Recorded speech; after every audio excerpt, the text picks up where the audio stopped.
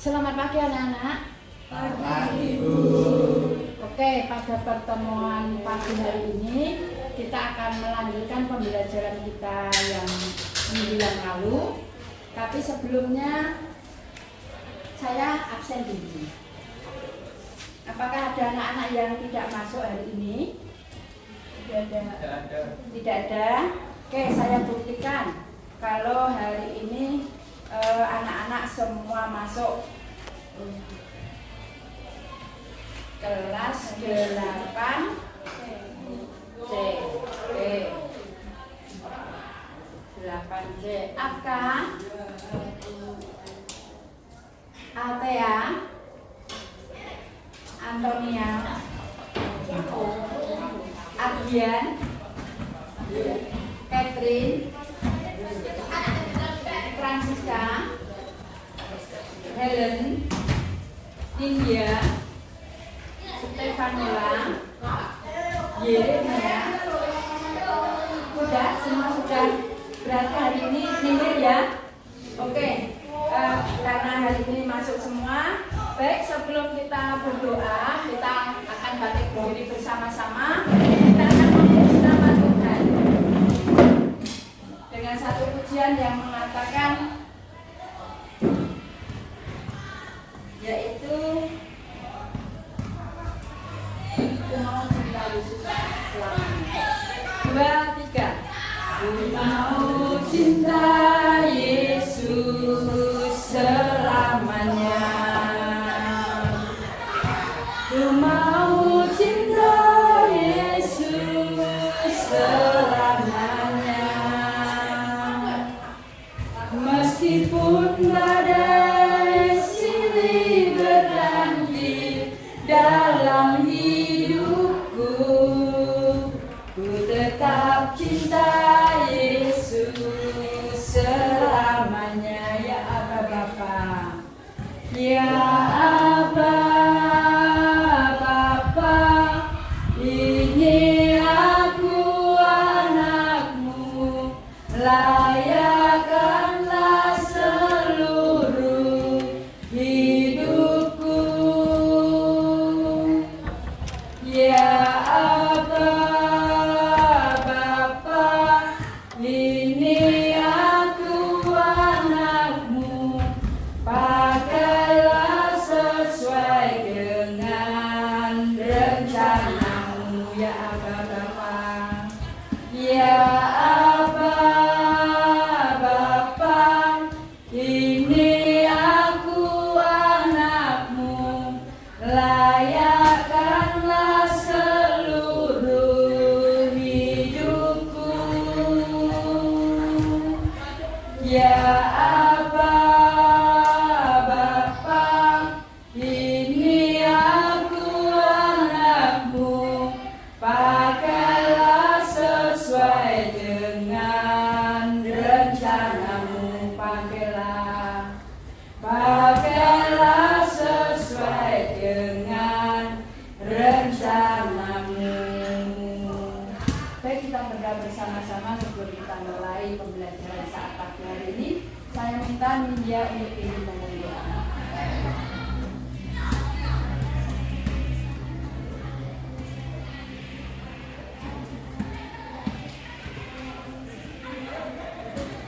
Oke, silakan duduk. Baik anak-anak, kita akan lanjutkan materi pembelajaran kita di minggu yang lalu. Kita sudah belajar tentang teknologi. Ternyata teknologi itu juga ada hubungannya dengan apa? Iman. Gitu? Iman. Makanya pada saat pagi hari ini, Bu Guru mengajak kalian untuk belajar tentang yaitu tantangan iman masa kini. Nah, tantangan iman masa kini.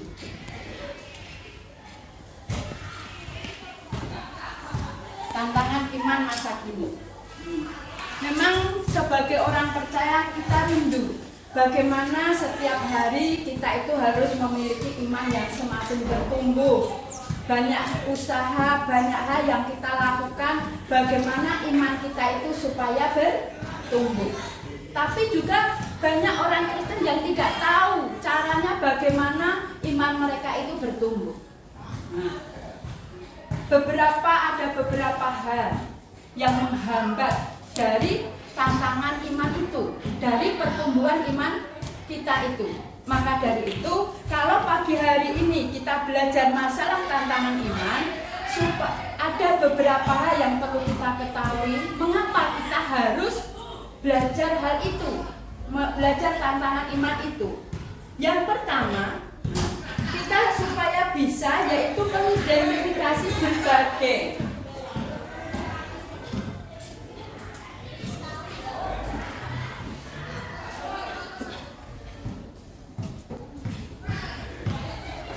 berbagai tantangan iman. Kita apa ya? Nah, dulu bawa. Nih. Ada ini. Ada ini. Apa kira-kira? Ayo, yang bisa tunjuk tangan. Ayo, apa kira-kira? Ayo, kok cuma satu anak yang angkat tangan? Yang angkat tangan cuma satu. Masa sudah saya kasih gambaran ini tidak tahu?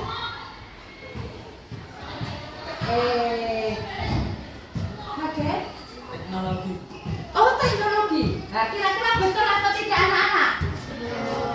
Tepuk tangan untuk Hagen. Karena sekarang zamannya teknologi canggih, masa Bu Guru memberikan apa? Ya, memberikan alat ini loh. Ada ini. Ini. Oke, buktikan dulu ya. Kalian buka Alkitab kalian. Nah, buka Alkitab kalian di dalam Matius pasal 4. Nah, Matius pasal 4 ayat 1 sampai 11. Oke, itu kamu baca. Di sini dibentuk siapa ketua kelompoknya yang perlu menulis. Di sini juga perlu dibentuk ketua kelompoknya. Di sini juga seperti itu. Waktu kalian 10 menit. Belum 10 menit sudah jadi. Oke, berarti kalian anak-anak yang kreatif. Apa yang perlu kalian pahami dari ayat tersebut? Di situ pertama tugasmu membaca firman dulu. Yang kedua, temukan ada 3 hal, ya toh, yang berhubungan dengan tantangan iman. Ternyata itu sudah kita alami sebagai orang Kristen. Apa sih kira-kira?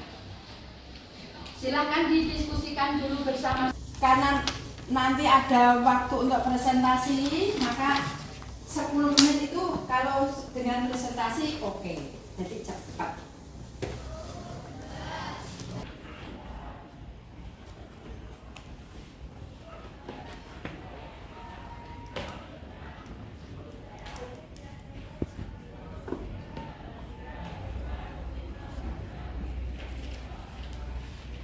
Ada yang menulis, ada yang membaca, mencari jawabannya.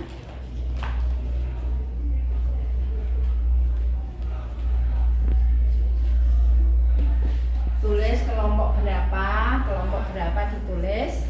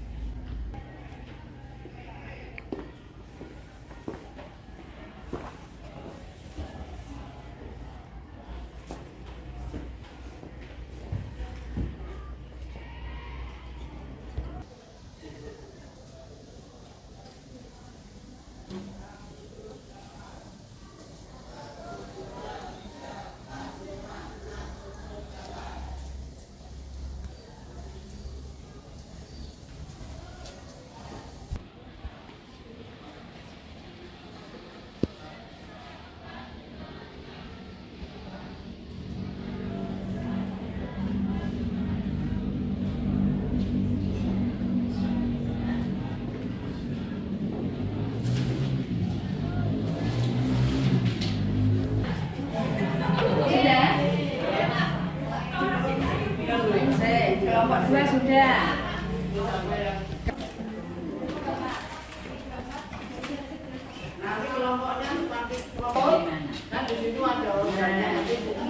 Jadi ada solusinya.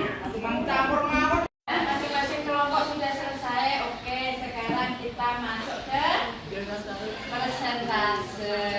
Ya tak? Hasil dari diskusi kalian sungguh-sungguh atau tidak, benar atau tidak gitu guys. Oke, yang mau maju dulu kelompok mana ya? Ayo kelompok mana dulu? Oh, kelompok satu. Oke, silahkan salah. Oh, maju semua apa salah satu saja? Kita akan mempresentasikan yaitu Hasil diskusi. diskusi kita. Nomor 1, jika engkau anak Allah, perintahkanlah supaya batu-batu ini menjadi roti. Yang dimaksudkan adalah keserakahan. 2, mengandalkan kekuatan diri sendiri. Jika kekuatan dunia. Oke, berdiri di situ. Tepuk tangan dulu untuk keluar. Nah, di situ dia menyebutkan ada 3 hal yang menghambat pertumbuhan iman orang percaya di dalam kehidupan sehari-hari yang dituliskan dalam kitab Matius 4 ayatnya yang pertama sampai 11. Oke, menurut kelompok 1 saya belum berani membetulkan menyalahkan dan belum akan menyimpulkan. Karena apa? Karena kelompok 2 dan kelompok 3 belum. Nah, kita tapi paling tidak dari kelompok ini sudah berusaha bagaimana menjawab pertanyaan yang sudah saya berikan, guru berikan, itu sudah bagus. Kita nanti saya akan menyimpulkan setelah semuanya itu memberikan jawabannya. Oke? Silakan duduk untuk kelompok 1. Yang kedua. Oke, silakan presentasi. Selamat pagi teman-teman. Kali ini kami dari kelompok 2 ingin mempresentasikan tugas dari Bu Doria. Dalam Matius 4 ayat 1 sampai 11, yaitu yang pertama, jika engkau anak Allah, perintahkanlah supaya batu-batu ini menjadi roti. Kedua, jika engkau anak Allah, jatuhkanlah dirimu ke bawah. Dan yang ketiga, semua itu akan kuberikan kepadamu jika engkau sujud menyembah Aku. Intinya adalah kita harus menguatkan iman kita agar tidak hidup. Kami minta maaf. Terima kasih. Oke, tepuk tangan. Nah, bagus sekali jawabannya, ya tak? Usahanya, kerjasamanya dengan baik, sehingga ini perlu ditingkatkan dalam kerjasama diskusi ini untuk pembelajaran selanjutnya. Maaf, Bu Guru belum bisa menyimpulkan ya. Nanti yang terakhir baru saya menyimpulkan dari materi itu dan jawabannya. Silakan duduk untuk kelompok 2. Yang terakhir kelompok ketiga, silakan. Selamat pagi teman-teman. Selamat pagi. Shalom. Shalom. Pada kesempatan ini saya duduk di sini dan teman saya ingin mempresentasikan tugas dari Bu Doria.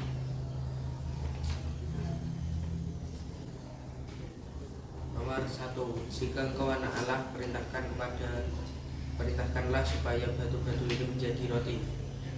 Nomor 2, jika engkau anak Allah, jatuhkanlah dirimu ke bawah. 3, semua itu akan kuberikan padamu jika engkau sujud menyembah Aku.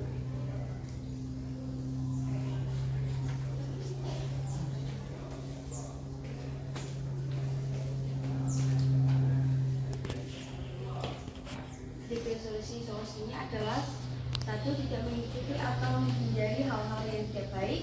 Terima kasih. Tepuk tangan dulu untuk kelompok. Oke, jawabannya bagus, ya tak?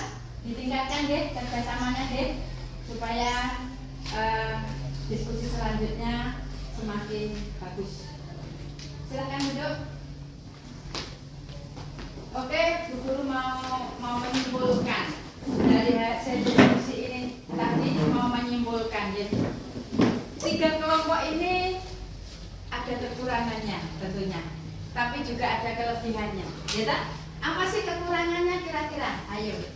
Apa sih setelah saya maju tadi, aku kok kurang menyampaikan ini, kurang menyampaikan ini? Apa ya? Ayo, kira-kira apa sih? Permasalahannya. Ya betul. Permasalahannya apa sih? Nah, anak-anak tidak sampaikan langsung dari kelompok kami nomor 1, nomor 2, nomor 3. Ya betul. Pada Bu Guru di depan tadi sudah meminta. Buka Alkitab Anda, kalian, ya toh?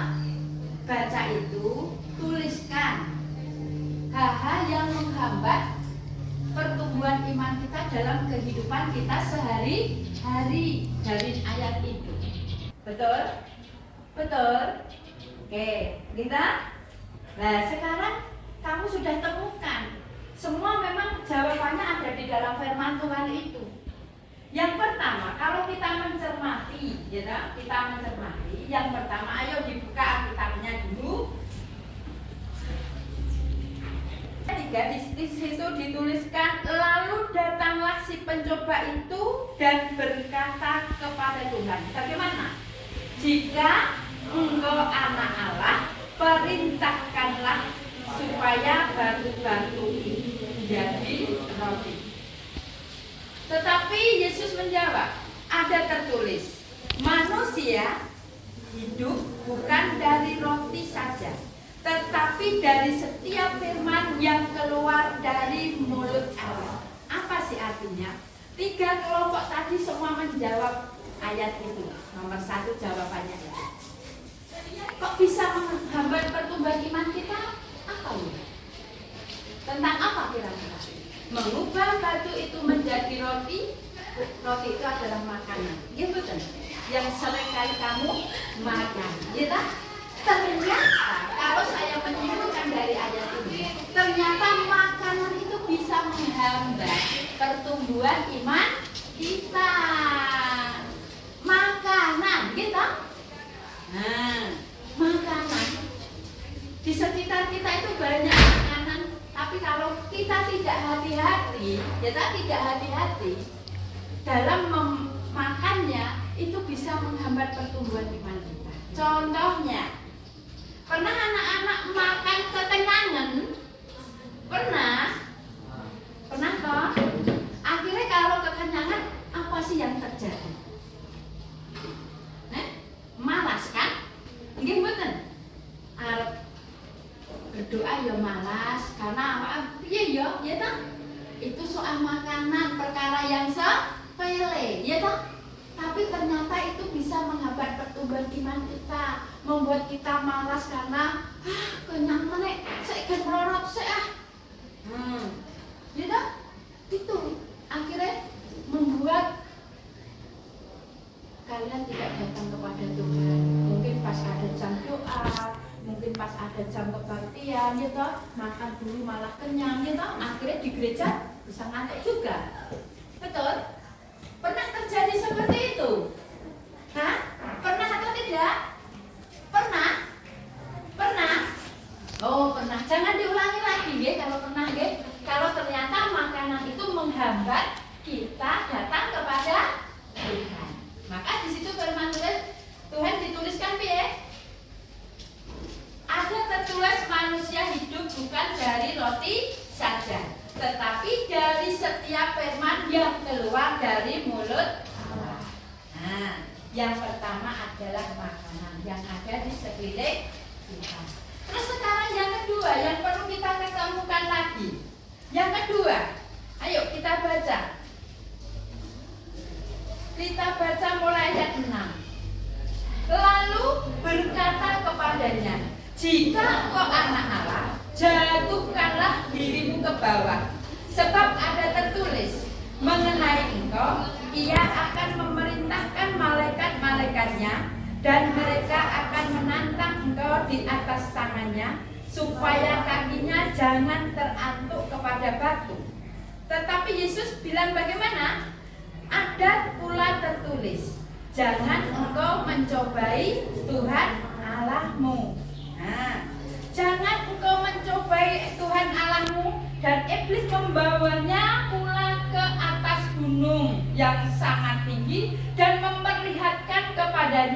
semua kerajaan dunia dan kemegahannya, dan berkata kepadanya, semuanya ini akan kuberikan kepadamu, jikalau engkau sujud menyembah aku. Nah, yang kedua adalah kesombongan. Ya tak? Kesombongan. Tuhan Yesus dibawa iblis ke hubungan bait Allah. Nah, jika engkau anak Allah, jatuhkanlah dirimu. Nah, sombongnya sebenarnya lah muluk-muluk apa ya? Nah, berarti hal kesombongan itu menghambat pertumbuhan iman. Kalau demikian, orang percaya boleh tidak sombong? Boleh tidak sombong? Apa sih yang kita sombongkan? Semua yang kita nikmati, yang kita alami semua adalah pemberian. Ya tak? Yang pertama tadi apa? Yang pertama tentang makanan. Yang kedua tentang kesombongan. Sekarang yang ketiga tadi, ya tak? Nah, iblis diperlihatkan. Dunia seisinya ini akan kuberikan kepadamu apabila engkau menyembah. Nah, pada dunia ini miliknya siapa? Tuhan. Tapi iblis bilang seperti itu. Apa kira-kira selain kesombongan? Bukan punyamu, tapi aku minta. Kan dunia ini bukan miliknya iblis, tapi miliknya Tuhan. Tapi iblis bilang bagaimana? Dunia ini akan kuberikan kepadamu kalau kau menyembah aku. Apa kira-kira?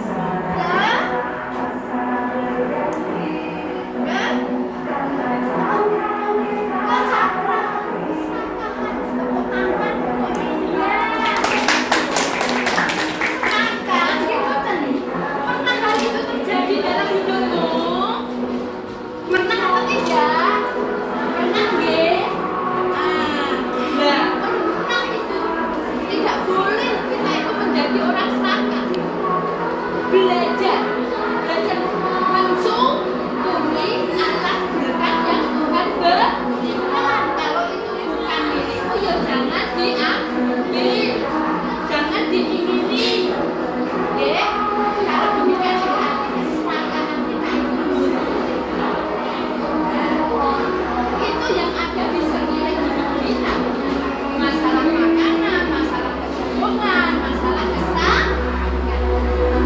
Nah, bagaimana supaya tiga hal itu tidak terjadi dalam hidup kita? Tadi anak-anak sudah menyimpulkan, sudah mencari solusinya. Apa sih solusinya? Satu, ya, mengandalkan Tuhan. Betul, mengandalkan Tuhan. Dengan cara bagaimana? Ayo, cara mengandalkan Tuhan bagaimana? Berdoa kepadanya, menyembah Tuhan, membaca firman. Oke, rajin, rajin ibadah. Itu loh, ya kan? Selama ini banyak orang Kristen tidak tahu hal itu, ya kan? Mari mulai saat ini, setelah kita belajar materi ini, kita tahu lah. Ternyata di sekeliling kita ada hal-hal, ada permasalahan dan menghambat pertumbuhan iman kita. Sebenarnya kita harus menjadi orang yang semangat dekat dengan Tuhan. Walaupun tantangan permasalahan dalam kehidupan kita sehari-hari banyak sekali, tapi kalau kita mau berdoa, mau membaca firman, mau terus menyembah Tuhan, ya tak? Kita akan menang. Akan apa? Menang, ya tak? Sehingga kita mau sombong sedikit, Tuhan ampuni saya. Mau serakah sedikit, Tuhan ampuni saya. Ada makanan yang banyak, Tuhan perutku itu cuma terbatas, jadi semampu saya. Tuhan selamatkan keinginan kami. Nah, itu loh. Orang Kristen harus tahu. Ya tak? Bukan karena banyak Sudah? Jelas? Sudah jelas? Materi ini sudah jelas? Jadi nanti di rumah anak-anak bisa dibaca ulang materi ini dari ayat itu supaya kamu apa? Semakin paham, semakin paham. Nah, untuk tugas di rumah anak-anak, jangan dikira kita sudah belajar materi ini tidak ada tugas. Nanti kelompok ini 1, 2, 3 ini mengumpulkan satu tugas. Dibikin kelompok nggih. Nah, tugasnya apa? Anak-anak tadi guru sudah menjelaskan, memaparkan di depan. Loh, teknologi ini apa? Sing tadi ada apa narkoba, jenis-jenis narkoba, gitu. Ada pembelajaran, gitu dan lain sebagainya. Nah, itu sekarang tugasnya kamu membuat clipping. Apa? Clipping yang berhubungan dengan materi pembelajaran ini. Nah, yang namanya clipping itu kamu mencari di koran-koran, bukan di internet ya, di koran-koran, ya tak? Tuh, itu sebagai tugas di rumah dari materi ini. Sudah jelas? Sudah? Oke, kalau sudah pertemuan pembelajaran hari ini kita akhiri. Jangan lupa tugas rumahnya. Dan sebelum kita mengakhiri pembelajaran, mari kita berdoa dulu. Tuhan, terima kasih karena Tuhan sudah memimpin memberkati kami di dalam pembelajaran siang hari ini. Apapun yang kami pelajari, kami mengucap syukur. Tuhan menambahkan kebenaran, Tuhan menambahkan pengetahuan buat kami anak-anak-Mu, sehingga kami semakin mengerti, semakin paham bagaimana kami harus menumbuh kembangkan iman kami kepada Tuhan, supaya kami menjadi anak-anak-Mu yang tetap setia untuk selama-lamanya. Itulah sebabnya Tuhan, selamatkan kehidupan kami dari kehidupan di sekeliling kami ya Tuhan, yang seringkali dalam kehidupan sekeliling kami banyak sekali kesombongan, banyak sekali keserakahan, banyak sekali makanan-makanan yang sering menggiurkan keinginan kami. Untuk itu melalui pembelajaran ini Tuhan selamatkan kami anak-anak-Mu supaya memiliki iman yang maju, iman yang bertumbuh ya Tuhan. Dan akhirnya anak-anak-Mu boleh mengutamakan Engkau dalam kehidupannya. Terima kasih Tuhan, kalau sebentar lagi kami akan mengakhiri kegiatan pembelajaran ini. Berkati anak-anak-Mu untuk pembelajaran selanjutnya. Dalam nama Tuhan Yesus kami berdoa. Amin. Amin. Kegiatan pembelajaran sampai di sini, anak-anak bisa kembali ke kelas masing.